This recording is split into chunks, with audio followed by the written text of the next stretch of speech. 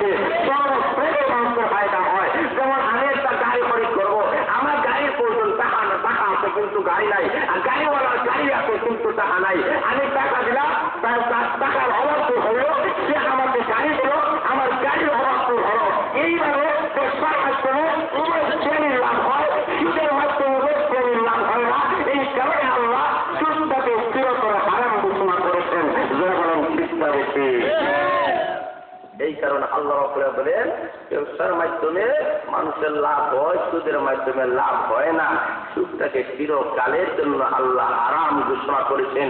এই সুদ খোরের অবস্থা আল্লাহ রাসূল সাল্লাল্লাহু আলাইহি ওয়াসাল্লাম বলেন, আল্লাহ কুরআনের মধ্যে বলেছেন কিয়ামতের কঠিন ময়দানে সুদ খোরেরা আসরের ময়দানে এদের ঈমান আছে কিন্তু সুদের সাথে জড়িত ছিল। আল্লাহ বলেন ঈমানদার পুরুষ এবং ঈমানদার মহিলা হইতে হবে। যে পুরুষ ঈমানদার সুদ মুক্ত ঈমান থাকতে হবে, ঘুষ মুক্ত ঈমান থাকতে হবে। নারী তুমি ঈমানদার সুদ মুক্ত ঈমানদার থাকতে হবে, ঘুষ মুক্ত ঈমানদার থাকতে হবে। নতুবা আল্লাহ তুমি জান্নাতে যাওয়া উচিত হবে না। যেমন ঠিক হবে আরো যারা বলেন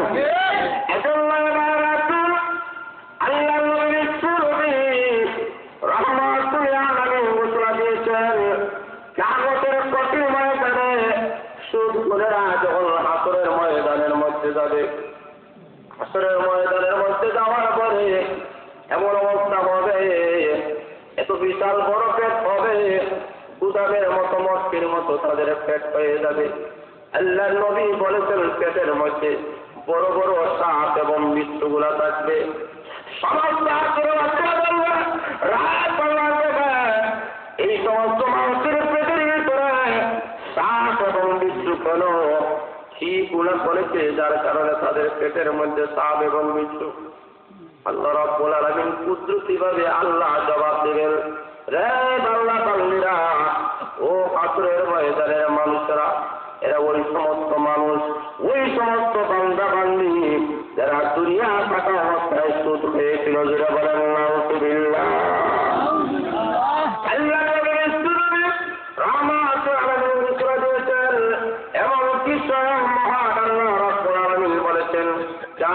কঠিন ময়দানে সুদ করে এরা দেখা যায় পাগলের মতো গিয়ে উঠবে। আল্লাহ রাব্বুল আলামিন বলেন নিশাচুরের মতো গিয়ে উঠবে, মাতালের মতো গিয়ে উঠবে। যা বছর কঠিন ময়দানে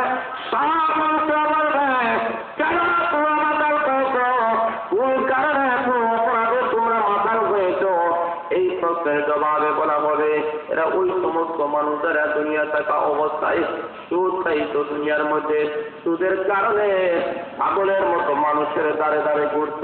তাদের চেহারার সুরত ভালো নয়, তাদের চেহারা এবং ইমান আমল ভালো ছিল না। সুদ খাবার কারণে চেহারার মধ্যে সুদের দাগ করে দিয়েছিল।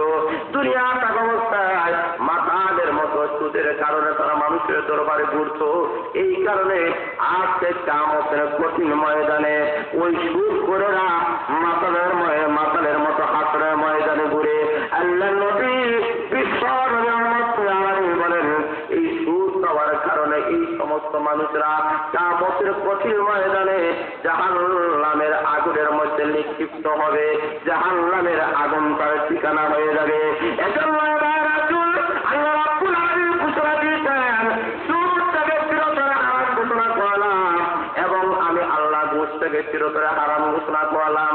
এমন হারাম ঘোষণা করার পরে আমার সেই বান্দা বান্দে সুদ এবং ঘুষ খাইবে, আমি আল্লাহ এই বান্দা বান্দিটাকে আমি কখনো সত্যিকারের বান্দা বান্দি ঘোষণা দিব না। আমার সত্যিকারের বান্দা বান্দি নাই। দাবি করো যে আমি আল্লাহরে মানো, দাবি করো ইমানদার, কিন্তু সুদের দেখা যায়, সুদের কেমনে দেখা যায়, নমাজের কাতারে আগে সুদের লিস্টির মধ্যে তার নামটাও আমি জুড়ে বলেন আছে কি নাই, আরো জোরে বলেন আছে কি নাই। সুদ খায়, ঘুষ খায়, ঘুষ খারা খায়। আজকে আমাদের সমাজে ঘুষের কারণে আজকে আমাদের সমাজটা আস্তে আস্তে খারাপ হয়ে যাইতেছে। তার কারণ ছেলে মেয়েরা ভালো হয় না কেন? কারণ মা বাবা ঘুষ খায়, সুদ খায়। লক্ষ্য করে দেখেন, পুলিশ ইন্সপেক্টর মাহমুদুর রহমান সাহেবের মেয়ের নাম শুনছেন আপনারা? হ্যাঁ হ্যাঁ, যেটা বলেন শোনেন নাই? যার নাম ঐশী, সে প্রতি সপ্তাহে 1 লক্ষ টাকা তার ব্যয় হইত।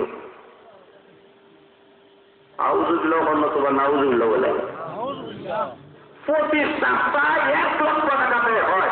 প্রতি সপ্তাহে যদি 1 লক্ষ টাকা হয় মাসে হয় 5 লক্ষ টাকা। জোড়া বলেন ঠিক না বেশি?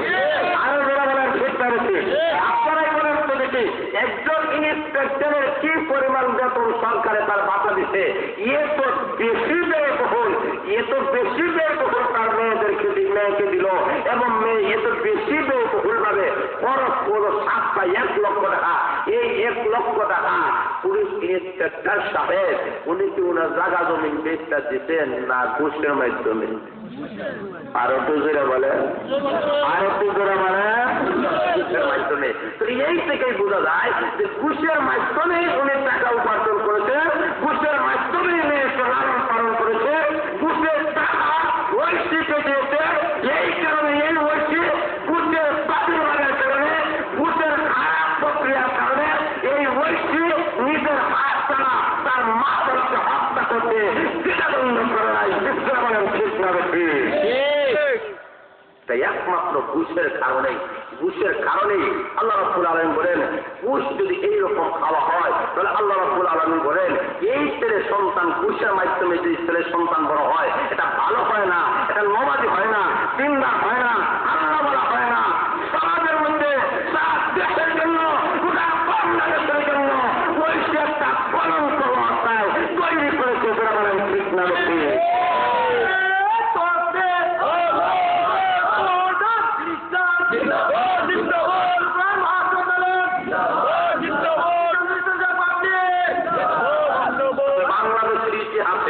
বাংলাদেশের স্বাধীনতা পাওয়ার পর থেকে এই পর্যন্ত কোন ইতিহাস নাই যে মেয়ের হাতে একসাথে মা বাবা হত্যা হয়েছে, এমন কোন ইতিহাস বাংলার জমিনে হয় নাই। একমাত্র ঐশী এই ইতিহাস প্রকট করেছে।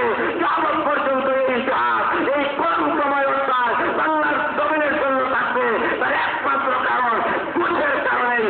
বলেন ঠিক না বেশি? এটাই হলো ঘুষের পরিণাম। ঘুষ খাইলে কি হবে? নিজ হাতে নিজের মেয়েটা মা বাবারে ঘুমের গুলি খাওয়াইয়া মারবো, যখন আর দেওয়া শুরু করতে মার যখন ঘুষ একটু হিরাইছে এমনি দেখে হয় মেয়ে রে তুই আমার কেন রে এসো গুতানি দেশ, এমনি মেয়ে ওই গুতানি দিব না, কারণ যেই পরিমাণ গুতানি দেয়া তোমরা তো এখন জাহান্নামও পাঠাই, ওই কারণে আগেই তো তোমরা আমাকে জাহান্নামও পাঠাইয়ে দিয়েছো। যেটা বলেন ঠিক না বেশি? আরো যারা বলেন ঠিক না বেশি? তোমরা বোঝা গেল এইরকম ঐশী তৈরি হবে ঘুষের মাধ্যমে। এইরকম ঐশীর মতো লক্ষ লক্ষ ঐশী তৈরি হবে যদি ঘুষের কথা, ঘুষের যদি হারাম বিধান আমাদের সমাজের মধ্যে যদি চালু থাকে, তাহলে আজকে আমাদের সমাজ থেকে সুদ এবং ঘুষ মুক্ত সমাজ এবং রাষ্ট্র তৈরি হইতে হবে। নতুবা এই সমাজে এই রাষ্ট্র হল শান্তির কামিয়াবি এবং আশা করা যাবে না। পুরা বলেন ঠিক না বেশি? বোঝা গেল দেশটাকে যদি শান্তি করতে হয়, দেশটাকে যদি দুর্নীতি মুক্ত করতে হয়, সুদ ঘুষ মুক্ত যদি করতে হয়, তাহলে আমাদের দেশের মধ্যে ইসলামী শিক্ষায় এই সমস্ত যুবক ভাইরা যাদের আপনার চেষ্টার মাধ্যমে আজকের এই তাফসীরুল কুরআন মাহফিল হয়েছে, এই সমস্ত যুবক ভাইরা সুদের বিরুদ্ধে, ঘুষের বিরুদ্ধে যখন সোচ্চার হয়ে যাবে তখন দেশের মধ্যে সুদের বাজার গরম হবে না, ঘুষের বাজার গরম হবে না, আড্ডা হবে না, কার বাচ্চা হবে না, ঘুষ হবে না। জোরা বলেন ঠিক না বেশি? আরো জোরা বলেন ঠিক না বেশি? এখন আমরা আজ থেকে অঙ্গীকার নিতে হবে, আজ থেকে প্রতিটি ব্যক্তি, প্রতিটি পরিবার, প্রতিটি সমাজ আজকে আমাদের সমাজের রাষ্ট্রীয় ব্যবস্থায় আমাদেরকে সুদ দেখে অবৈধ যে আল্লাহ ঘোষণা করেছেন অবৈধ ঘোষণার সাথে একাত্মতা ঘোষণা করে আমাদের সমাজে রাষ্ট্রীয়ভাবে সুদটাকে হারাম ঘোষণা করে আইন পাস করতে হবে। যারা বলেন ঠিক না বেশি? আরো যারা বলেন ঠিক না বেশি? নতুবা যতই স্লোগান দেন, যদি সুদ ভিত্তিক রাষ্ট্র ব্যবস্থা চালু থাকে, ঘুষ ভিত্তিক রাষ্ট্র ব্যবস্থা চালু থাকে, আল্লাহর কসম করে বলি এই দেশ কখনো উন্নতি হইত না, অবনতি ছাড়া। যারা বলেন ঠিক না বেশি? আরো যারা বলেন ঠিক না বেশি? এই কারণে আল্লাহ রাব্বুল আলামিন বলেন সুদটাকেও আমি আল্লাহ হারাম ঘোষণা করলাম, ঘুষটাকেও আমি আল্লাহ রাব্বুল আলামিন হারাম ঘোষণা করলাম। এই সুদের বাজার বাংলাদেশে গরম করেছেন ডক্টর ইউনূস সাহেব। যারা বলেন ঠিক না বেশি, আরো যারা বলেন। লক্ষ্য করে দেখেন, আজকে আমাদের দেশের মধ্যে গোটা বিশ্বের মধ্যে এই পর্যন্ত যারা নোবেল পুরস্কার পেয়েছে, সমস্ত ইতিহাস থেকে তালাশ করে দেখেন, যারা নোবেল পুরস্কার পেয়েছেন সবাই কিন্তু তাদের মধ্যে জড়িত হইয়া নোবেল পুরস্কার পেয়েছেন। এমন কোন নোবেল পুরস্কার এমন কাউকে দেওয়া হয় নাই যা ইসলামের পতাকা উত্তীর্ণ করেছেন, যা ইসলামের সৈনিক হয়ে গেছেন, ইসলামের জন্য শাহাদাত বরণ করেছেন, তাদেরকে নোবেল পুরস্কার দেওয়া হয় নাই। যারা ঠিক না দেখে কেন তাদেরকে দেয় না? তার কারণ হলো এটাই হচ্ছে ইহুদি খ্রিস্টানদের চক্রান্ত। ইহুদি খ্রিস্টানের দায়, তাদেরকে আমরা নোবেল পুরস্কার দেব, তাদেরকে নোবেল পুরস্কারে পুরস্কৃত করব যারা সুদের বাজার গরম করতে পারে।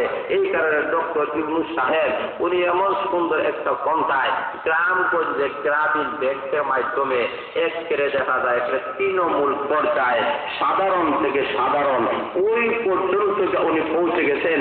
এমন কোন বাংলাদেশে এমন কোন জায়গা নাই সেই জায়গার মধ্যে গ্রামীণ ব্যাংক হয় নাই, যেই জায়গার মধ্যে সুদের বাজার উনি গরম করে নাই। গোটা বাংলাদেশ মুসলমানের দেশ, মসজিদ মাদ্রাসার দেশ, ওলি আউলিয়ার দেশ, সেই প্রধানদের দেশ, শাহজালালের দেশ, শাহপুরানের দেশ, শাহ মাস্টারের দেশ, এই বাংলার জমিন থেকে ডক্টর ইউনূস সুদের মাধ্যমে যারা বিশ্বের মধ্যে এই নোবেল পুরস্কার পেয়ে যারা বিশ্বের মধ্যে প্রলঙ্কিত করেছে, যারা ঠিক করেছে পুরস্কার ভাইয়া বোঝা গেছে তোমার বাংলাদেশের এই বড় একটা ঠান্ডা লই। এটা বাংলাদেশের ইতিহাসের জন্য কলঙ্কময় অধ্যায়। সেটা বলেন ঠিক না বেশি, আরো যারা বলেন ঠিক না বেশি। বোঝা গেল আজকে বাংলার জমিনে, আজকে বাংলার জমিনে ডক্টর ইউনূস তৈরি হইতে না পারে, এই বাংলার জমিন তৈরি করে আল্লামা শাহ আহমদ শফী সাহেবের মতো আল্লাহর ওলি বাংলার জমিন তৈরি করে ডক্টর ইউনূসের মতো এই এনজিও তারা কখনো ইহুদি খ্রিস্টানের তালার বাংলার জমিনে তৈরি হইতে দেওয়া হবে না। বলেন ঠিক না বেশি, আল্লামা শাহ আহমদ শফী সাহেবের মতো ব্যক্তিত্ব যদি বাংলার জমিনে তৈরি হয়, লক্ষ্য করে দেখেন বাংলার জমিনে আল্লামা শাহ আহমদ শফী সাহেব যখন সেই রাজধানীতে যখন আহ্বান করেছিলেন, লক্ষ্য করে দেখেন একের ক্ষমতাসীন সরকার অথবা বিরোধী সরকার বাংলাদেশ স্বাধীনতার হওয়ার পর থেকে নিয়ে এই পর্যন্ত এত বিশাল মানুষের সমুদ্র দেখাতে পারে নাই, কেউ পারে নাই এবং মনে হয় পারবে না। আল্লামা আহমদ শফী সাহেবের কাছে ঢাকার মধ্যে যে অবরোধ হয়েছিল, যে ডাক দেওয়া হয়েছিল, এতে প্রমাণ হয়েছে এই দেশের তৌহিদি জনতা, এই দেশের ওলামায়ে কেরামের প্রতি মানুষের আস্থা আছে। যারা বলেন চিন্তা বেশি হারিবুল আমাদের প্রতি, মসজিদ মাদ্রাসার প্রতি, টুপি পায়জামার প্রতি, এই দেশের তৌহিদি জনতার প্রতি, এই দেশের মানুষের এখনো আস্থা এবং বিশ্বাস রয়েছে। যারা বলেন চিন্তা বেশি আল্লাহ রাব্বুল আলামিন বুঝাই দিতে চান, উলামায়ে কেরামের শান এবং মান আল্লাহ তুলে ধরেছেন, কিয়ামত পর্যন্ত থাকবে। কেন? উলামায়ে কেরামের সুদের পক্ষে কথা বলে না, সুদের বিপক্ষেই কথা বলে। যারা বলেন ঠিক না বেশি, আরো যারা বলেন ঠিক না বেশি। উলামায়ে কেরাম ঘুষের বিরুদ্ধে কথা বলেন, উলামায়ে কেরাম মদের বিরুদ্ধে কথা বলেন, উলামায়ে কেরাম জুয়ার বিরুদ্ধে কথা বলেন, উলামায়ে কেরাম নাস্তিক মুরতাদের বিরুদ্ধে কথা বলেন, উলামায়ে কেরাম জঙ্গিবাদের বিরুদ্ধে কথা বলেন, উলামায়ে কেরাম সন্ত্রাসীদের বিরুদ্ধে কথা বলেন, উলামায়ে কেরাম সমস্ত পার্টি অবস্থাত্রীদের বিরুদ্ধে কথা বলেন। যার কারণে সমস্ত দেশবাসী তৌহিদি জনতা উলামায়ে কেরামদেরকে সত্তার সম্মান করে। যারা বলেন ঠিক না বেশি, আমরা ইসলামের পক্ষে আছি, ইসলামের পক্ষেই থাকবো। আমরা সুদের বিরুদ্ধেই কথা বলবো, ঘুষের বিরুদ্ধেই কথা বলবো। এতে আমাদের পক্ষে মানুষ থাক অথবা নাই থাক কোনো অসুবিধা নাই। আরো যারা বলেন ঠিক না বেশি, আরো যারা বলেন ঠিক না বেশি। আমরা কখনো ইসলাম বিরোধী নাই। এই কোরআনের আইনের মাধ্যমে আল্লাহ কোরআন দিয়েছেন, এই কোরআনের আইনের মাধ্যমে গোটা রাষ্ট্র পরিচালনা যখন হবে, সেই রাষ্ট্রের মধ্যে সুদ থাকবে না, ঘুষ থাকবে না। আর কোরআনের আইন যখন চালু না হবে, আল্লাহর কসম করে বলি, সেই রাষ্ট্র কোনো শান্তি রাষ্ট্র হইতে পারে না, সন্ত্রাস মুক্ত রাষ্ট্র হবে না। সেই রাষ্ট্রের মধ্যে শুধুমাত্র অবাধ এবং আদা কথা দিবে। যারা বলেন ঠিক না বেশি, আরো যারা বলেন ঠিক না বেশি। আল্লাহ রাব্বুল রাব্বুল আলামিন কুরআন দিয়েছেন।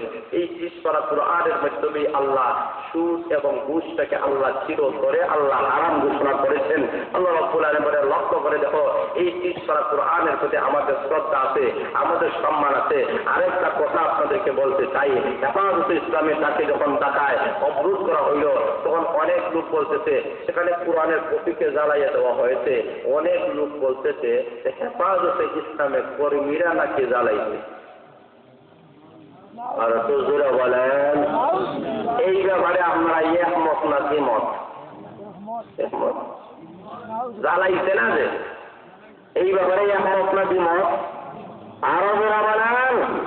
কেন বলে? তার কারণ হল কুরআন আজকের মুসলমানের সংবিধান, তৌহিদি জনতার সংবিধান। সেই হেফাজতে ইসলামের কর্মীরা কুরআনের হেফাজতের জন্য, ইসলামের হেফাজতের জন্য, আল্লাহর বিধিবিধান হেফাজতের জন্য টাকা ওষুধ করেছেন। এই হেফাজতে ইসলামের কর্মীরা কখনো কুরআন চালানোর মতো তুই সাহস করতে পারে না। তোরা বলেন ঠিক না? দেখি আরো যারা বলেন চেষ্টা রেখে এটাই তাদের ষড়যন্ত্র। তোরা বোঝা গেল সকল ষড়যন্ত্রের মূল হত্যাকারী তারা, কিন্তু দোষারোপ করা হয় আলিমওয়ালাদেরকে, টুপিওয়ালাদেরকে, পাত্রীওয়ালাদেরকে।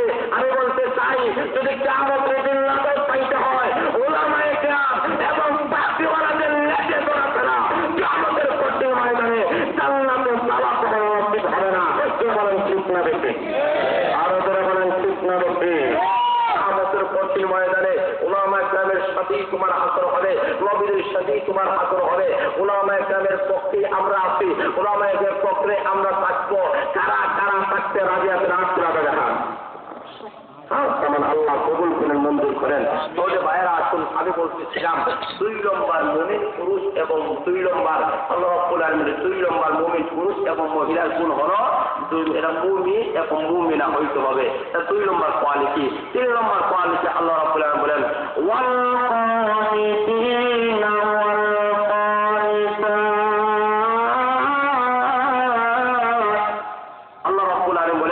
আনুগত্যশীল পুরুষ এবং আনুগত্যশীল মহিলা। পুরুষের মধ্যে আনুগত্যের মাত্রা থাকতে হবে, নারীর মধ্যেও আনুগত্যের মাত্রা থাকতে হবে।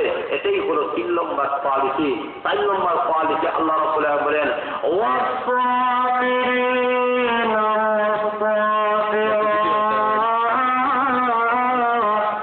আল্লাহ রাব্বুল আলামিন বলেন সবর করেওয়ালা পুরুষ এবং সবর করেওয়ালা মহিলা।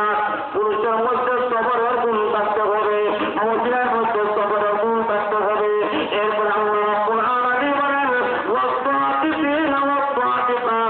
সত্যবাদী পুরুষ এবং সত্যবাদী মহিলা।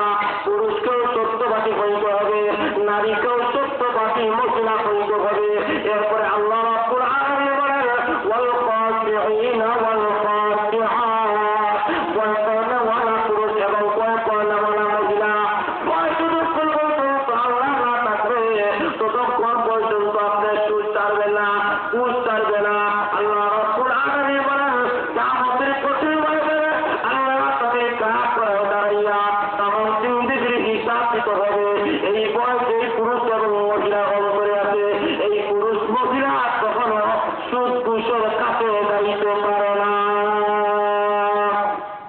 যেটা বলেন ঠিক থাকে। আরো যারা বলেন এরপরে আল্লাহ রাব্বুল আলামিন বলেন ওয়াস-সাইমিনা ওয়াস-সাইমাত। আল্লাহ রাব্বুল আলামিন বলেন রোজাদার পুরুষ এবং রোজাদার মহিলা, ওয়াল মুতাসাদ্দিকিনা ওয়াল মুতাসাদ্দিকাত, সদকা করনেওয়ালা পুরুষ এবং সদকা করনেওয়ালা মহিলা। আল্লাহ রাব্বুল আলামিন এইভাবে বলেন ওয়াল হাফিজিনা ফুরুজাহুম ওয়াল হাফিজাত, লজ্জাস্থান হেফাজত করনেওয়ালা পুরুষ এবং লজ্জাস্থান হেফাজত করনেওয়ালা মহিলা।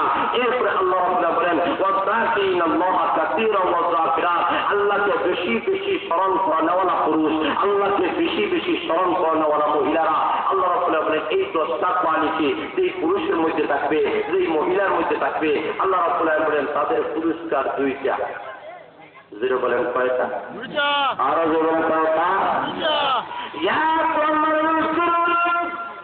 আল্লাহ রাব্বুল আলামিন ওই পুরস্কার আল্লাহ রাব্বুল আলামিন জীবনের সমস্ত গুনাহ আল্লাহ মাফ করে দিবেন। আল্লাহ রাব্বুল আলামিন বলেন মানুষের গুনাহ মাফ করেন ওয়ালা একমাত্র আল্লাহ।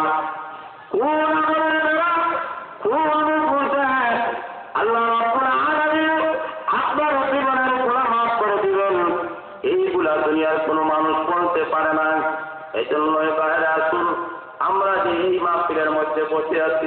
যুবক ভাইরা যে মাত্রে আয়োজন করেছেন, জানি না কোন আমল কার কোন মুহূর্তে আল্লাহ কবুল করে নিতে পারেন।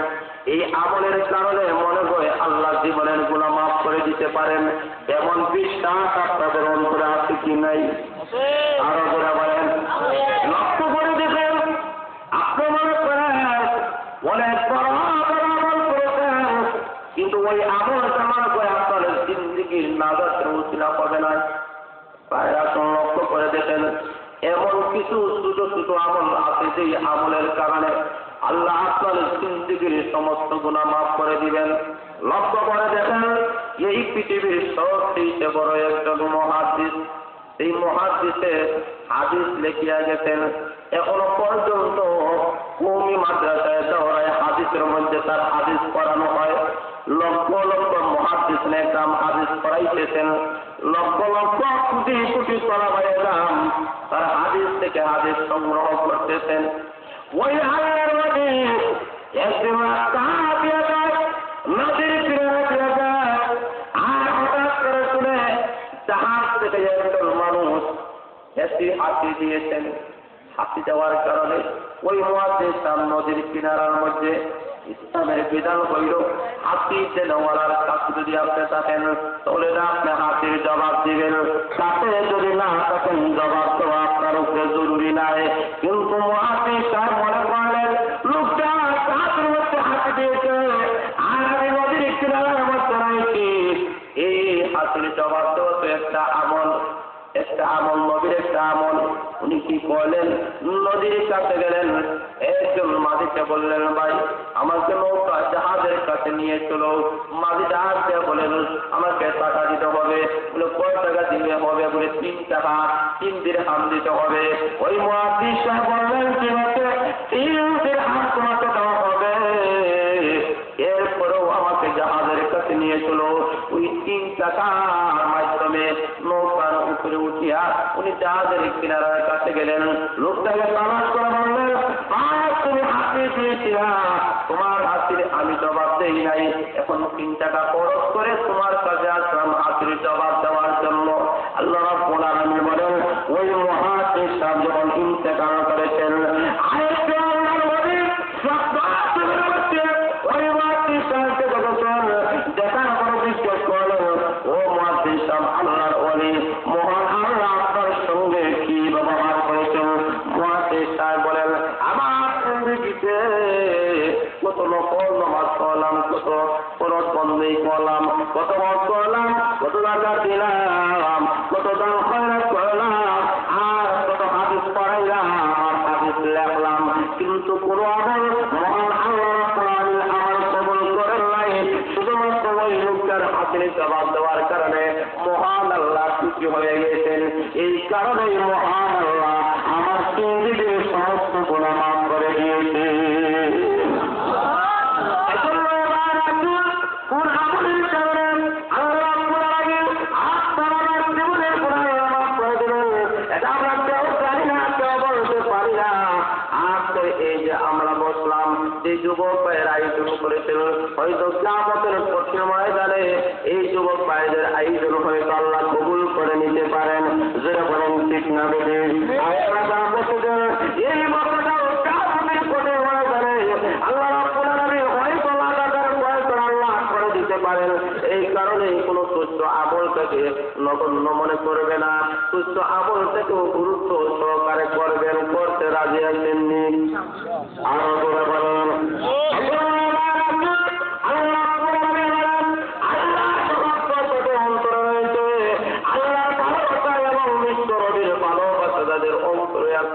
যেই লোকটা মনে করে আল্লাহর ভালোবাসার আমার অন্তরে আছে, এই লোকটা কখনো তার রবের নাফরমানি কাজ কখনো করবে না। আমি যদি আমার উস্তাদ থেকে যদি ভালোবাসে, উস্তাদ যদি বলেন বাবারে ওই রাস্তা দিয়ে তুমি যাইও না, সত্যিকার অর্থে যদি উস্তাদকে আমি ভালোবাসি, তাহলে ওই রাস্তা দিয়ে আমার সম্মান হবে না।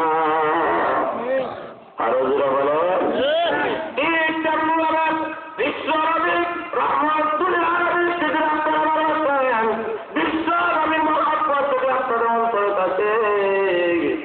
ওই মানুষ কখনো আরাম কাজের মধ্যে যাইতে পারে না, কারণ আমার নবী সুদ খায় নাই, আমার নবী কখনো ঘুষ খান নাই।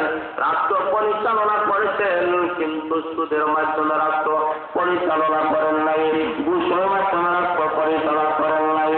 এই কারণে সত্যিকার মুসলিম হয়ে থাকে, সত্যিকার হয়ে থাকে। আমি কখনো সুদ খাইব না এবং ঘুষ খাইব না। সত্যিকার অর্থেই যদি আমরা আল্লাহওয়ালা হয়ে যাই, সত্যিকার অর্থে যদি গুনাহ মাফ করাইতে চাই, তাহলে আল্লাহর হুকুম এবং নবীর তরিকা মতো চলতে হবে। আল্লাহর হুকুম নবীর তরিকা মতো যারা চলবে, আল্লাহ বলেন তাদের জীবন সফল হয়ে যাবে। যেটা লক্ষ্য করে আমাদের উলামায়ে কেরাম পূর্ববর্তী যারা ছিলেন, এরা কিন্তু সত্যিকারের নবীর পদাঙ্ক অনুসরণ করেছেন। আল্লাহ একজন বড় হলে যেই মযহব অনুযায়ী আমরা চলি, ইমাম আবু হানিফা রহমতুল্লাহ আলাইহি যার মযহব অনুযায়ী আমরা চলতেছি, যারা বলেন ঠিক না বেঠিক?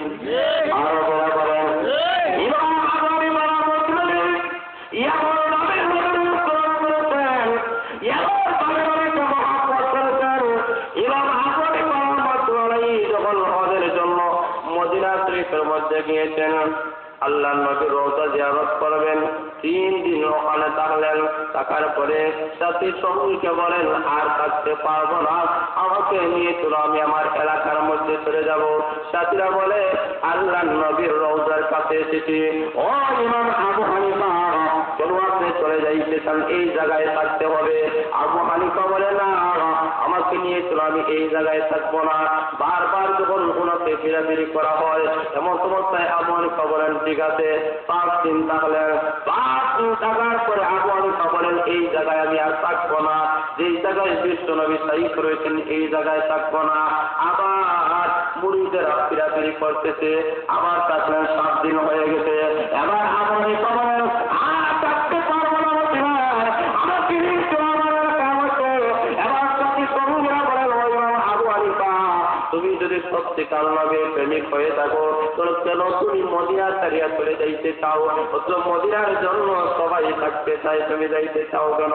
আবু হানিফা চোখের পানি ভরে বলে ওরে দুনিয়ার মানুষেরা রে, আমার মনে চায় এই মদিনার মধ্যে 3 দিন 5 দিন কেন, আমার মনে চায় মরার পর্যন্ত মদিনার মধ্যে থাকবো।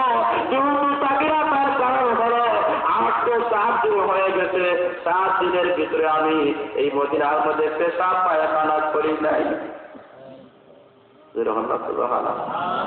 আজকে 7 দিন হয়ে গিয়েছে, এই মদিনার মধ্যে পেশাব পায়খানা করি নাই। সমস্ত মহিলারা করে হুজুর 7 দিন হইল পেশাব পায়খানা কেন আপনি করেন নাই? আবু হানিফা বলে তার কারণ কইল নবীর ভালোবাসা আমার অন্তরে বেশি, মহব্বত আমার অন্তরে বেশি। আমি জানি না আমার বিশ্ব নবী কোন জায়গার মধ্যে থেকেছেন, কোন জায়গার মধ্যে বিশ্ব নবী পার মোবারক লেগেছে, আমি আবু হানিফার জানি নাই। আমি যে জায়গার মধ্যে পেশাব এবং পায়খানার জন্য ওই জায়গায় যদি বিশ্ব নবী রাহমাতুল্লাহ আলাইহির পার মোবারক লেগে থাকে, তাহলে আমি আবু হানিফার বেয়াদবি নবীর সঙ্গে বেয়াদবি হয়ে যাবে, নবীর সঙ্গে বেয়াদবি হইতো, এটা আমি কখনো চাই না। আমি পেশাব পায়খানা না করে মরতে পারি, তবে আল্লাহ নবীর মদিনা জায়গার মধ্যে পেশাব পায়খানা করতে পারি না। এই হচ্ছে ইমাম আবু হানিফা রহমতুল্লাহ আলাইহি। এই ইমাম আবু হানিফা রহমতুল্লাহ আলাইহি উনি বলতেছেন উনি একজন বড় ব্যবসায়ী ছিলেন। একদিন হঠাৎ করে ওনার ব্যবসা, যারা ব্যবসা পরিচালনা করতো, এটা হঠাৎ করে কিছু টাকা অতিরিক্ত ঢুকে গিয়েছিল। ইমাম আবু হানিফা রহমতুল্লাহ আলাইহি বলেন যে তোমরা যে পরিমাণ লাভ করছো, আসলে লাভ তো বেশি হয়ে গেছে, কিন্তু সন্দেহ তোমরা বলছো কিছু টাকা অতিরিক্ত ঢুকে গেছে, যাও এই টাকা আমি ব্যবহার করবো না, কারণ কিয়ামতের কঠিন ময়দানে হারামের কারণে আমি আবু হানিফা সত্যিকারের আশিক রসুল পেতে পারবো না, সত্যিকারে আল্লাহ ওয়ালা পেতে পারবো না, ওই জাহান্নামের আগুনে বলতে হবে। এই কারণে আমি সমস্ত টাকাগুলা আল্লাহ রাস্তায় সস্তা হইয়া দিলাম। আর হুজুরা বলেন কেন? বলে আমি হারামের মধ্যে আমি চাই না, অবৈধভাবে কোনো সম্পদ আমি গ্রহণ করতে চাই না, আমি না হয় আমার অবৈধ সম্পদ চাই না। তবে সুদ ঘুষের মাধ্যমে যে সম্পদ হয় এটা বৈধ হয় না, এটা অবৈধ সম্পদ সম্পদ হয়, এই সম্পদ যারা গ্রহণ করে এদের কোনো এই সম্পদটা স্থায়ী থাকে না। যেন সুদের মাধ্যমে, ঘুষের মাধ্যমে মানুষ কারখানা করছে, এই করছে, ইন্ডাস্ট্রি করছে, অনেকটা করছে, গাড়ি বাড়ি হয়েছে, হঠাৎ করে গাড়ি দিলে গেছে, বাড়ি দিলে গেছে, এইরকম ক্ষতি হয়ে যায়। তাহলে আল্লাহ রাব্বুল আলামিন বলে সুদ ঘুষের মাধ্যমে মানুষের কখনো অর্থনীতি সচ্ছলতা হয় না, এটা দশে যায়, সম্পদ নষ্ট হয়ে যায়। এই কারণে আল্লাহ রাব্বুল আলামিন বলেন সত্যিকার তারা রাসূলের প্রেমিক, সত্যিকার তারা আল্লাহ প্রেমিক, এই সমস্ত মানুষেরা কখনো সুদ ঘুষ খাইতে পারে আরো বলেন। এই কারণে আল্লাহ রাব্বুল আলামিন বলেন যে সুদ ঘুষ থেকে আমাদের সবাইকে মুক্ত থাকতে হবে, এটা হারাম।